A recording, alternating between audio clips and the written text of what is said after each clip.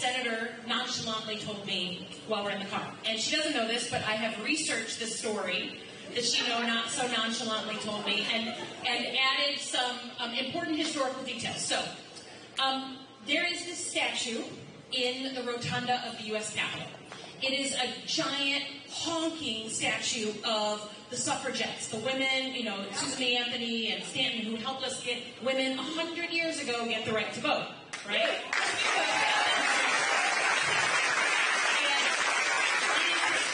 Piece of marble. It is the only physical sculpted representation of women in the rotunda. There's some paintings, like Pocahontas is in there somewhere, but it is the only real representation. When it was first given in the 1920s, it was given by a women's organization in honor of women getting the vote in the 1920s, and it went immediately to the basement. Right? Sounds right. And for that time, right? Went immediately to the basement.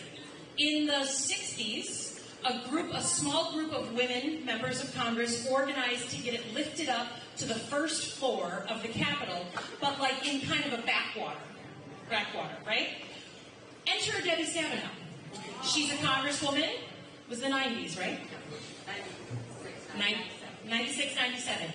She sees this beautiful statue, this incredible statue, in this kind of dark backwater of a place in the Capitol, and she decides it should have pride of place in the rotunda. So she goes to the House administration in something that would never happen to me today, but it just tells you how things have changed.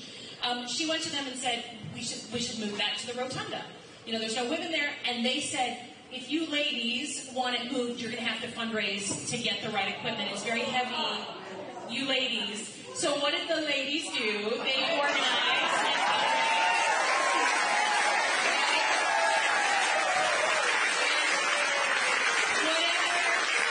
whatever big piece of equipment is needed to bring this giant statue into the rotunda.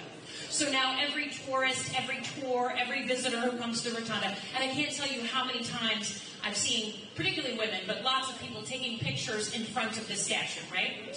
So, but the funny thing about this statue, and we've researched it, is, it has the suffragettes lined up kind of like a prom picture, one behind the other, but behind them is this giant blob of marble. Basically unfinished. It was a big blob of marble with nothing on it. And we've checked with the archivists, and while there's still a little bit of debate about this, the story goes that the original women who gave this statue, said that we're saving that unfinished piece for the first female president.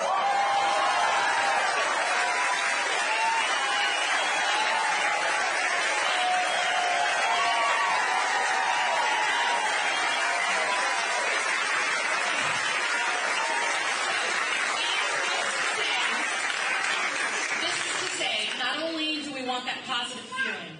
But imagine that we're going to have to find some little old Italian person and fly him over to the United States and get him to carve the picture of the first female president into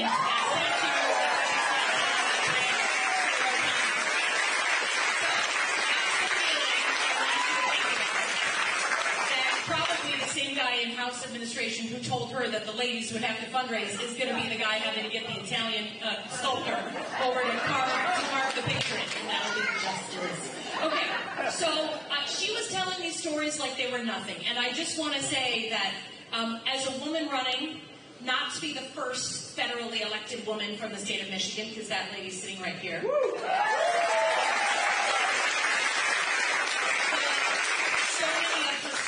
She had to do things and put up with things that I never had to do or put up with, right?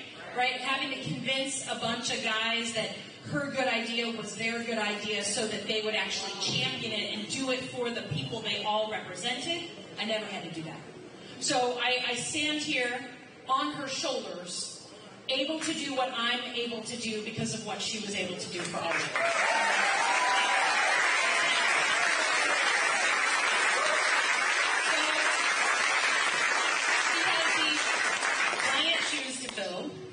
And I am working very hard to fill them. I've got some big ass feet too. But I'm trying desperately to fill them.